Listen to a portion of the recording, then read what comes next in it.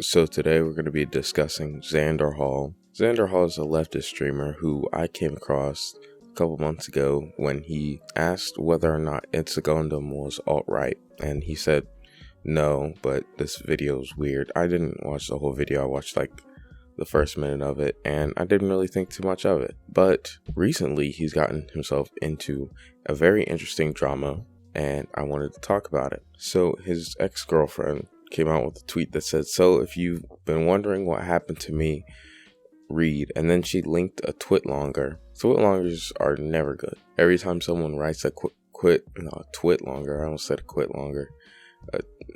Twitlongers make me want to quit reading them like 2 sentences in, because they always feel so pompous or annoying or drama filled, or it's just dumb drama. I never had one written like, "Oh, I'm gonna be giving away $1,000 to all my followers," or something like that. Something funny. It's always like, "Oh, well, the allegations against me were true, and these are the ones I did," and stuff like that. And so this is another one of those not so good twitlongers. So we're gonna read the first little bit of it, but I'm not reading all of it. I'll link it so that you guys can take a look at it. "So if you've been wondering what happened to me, having to type this out on my phone, so excuse formatting / typos. Not happy about having to do this, but I don't know what other choice I have. A few weeks ago, Alex at Xanderhal TV ended our 2.5-year relationship by dumping me with a text message while I was at work. He accused me of cheating on him, of being a drug addict, and stealing from him. For the record, no, I did not cheat on him. I've used drugs recreationally many times in my life. A fact I've never hid from him, but the only things I am addicted to are cigarettes, and I wasn't stealing from him either. A couple of months back, my car was broken into while I was at work, and my laptop was stolen, along with my purse that was in my trunk. I did 100% of the grocery shopping and household errands for us, so Alex's debit card was in my purse. Alex now believes I made up everything about the break-in and that I just sold it for drugs or something.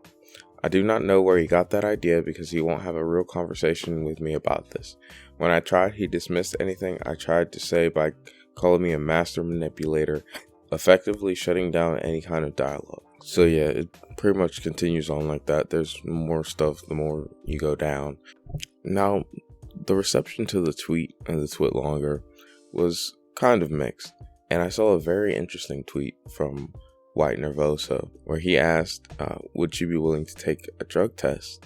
And she was like, "Oh yeah, you'll find marijuana and DMT in my system, but I've got a lot to worry about, and I don't want to have to prove that I'm not addicted to meth." Which, yeah, she said she's out of money, and she's in a hotel room, and she has to leave by 11, so as of right now, she's had to leave the hotel room, and she's pretty much out on the streets, which sucks.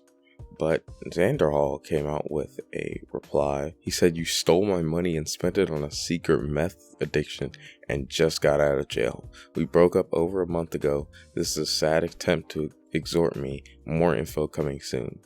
And then he shows an arrest record. And this isn't doxing, because this is public information. If you were to look up her name, this would be one of the things that came up. So if you see anybody accusing him of doxing, they're just wrong.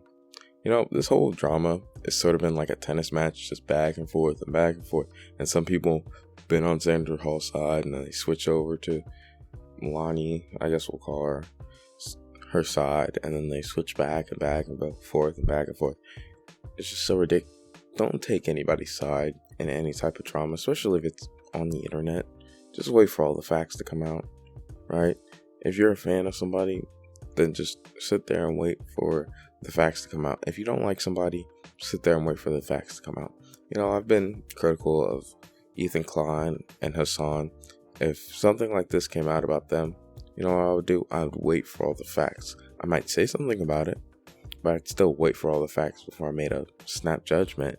And then all of a sudden people are like, "Oh, this is whatever accusation. He's a liar or a cheater or whatever."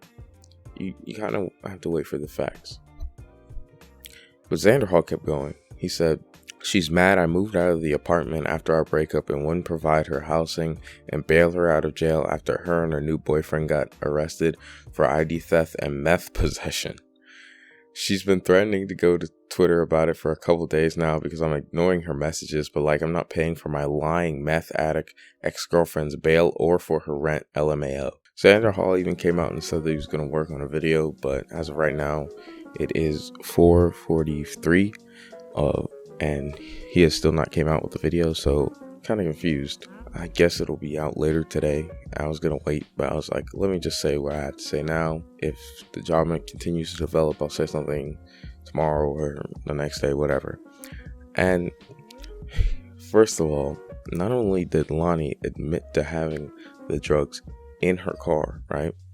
She's like, oh, but they weren't meth though. I'm guessing, I'm gonna give her the benefit of the doubt and say that she had marijuana and DMT, which is weird because I think those are legal in California. Correct me if I'm wrong. So it seems like a lie. Maybe she was going to use them and that's why they aren't in her system. I don't know. I'll have to double check on the whole legality thing because that does add another layer. Honestly, it's pretty wild. Because apparently Xanderhal also has her cat, and that's a whole weird other layer. I mean, if she's like out on the streets and she's apparently meth addicted, the cat's probably best with the guy who has a stable income. While I think that it sucks that she's not going to be able to see her cat, I still think that you can't really be mad at Xanderhal for not immediately wanting to give the cat to someone he's claiming to be a meth head, lying, stealing person. Like, I wouldn't want to do that either. At this point, I think this is going to devolve into a legal matter because there's only so much that you can really do from this point. Just keep hurling insults until people stop caring. Sort of like the Megan Thee Stallion and Tory Lanez type of thing, where it's just back and forth and back and forth and back and forth. And people are just like, I can't deal with this anymore. I can't care anymore. And that's basically what's going to happen at this point. Whether people find out that Megan or Lani in this case lied, or they find out that Xanderhal lied. If this continues on like it's continued on right now, we'll probably get a couple good laughs out of it. But in the end, people are going to stop caring. I think that wraps up pretty good. Thank you all for watching. I really appreciate it. Goodbye.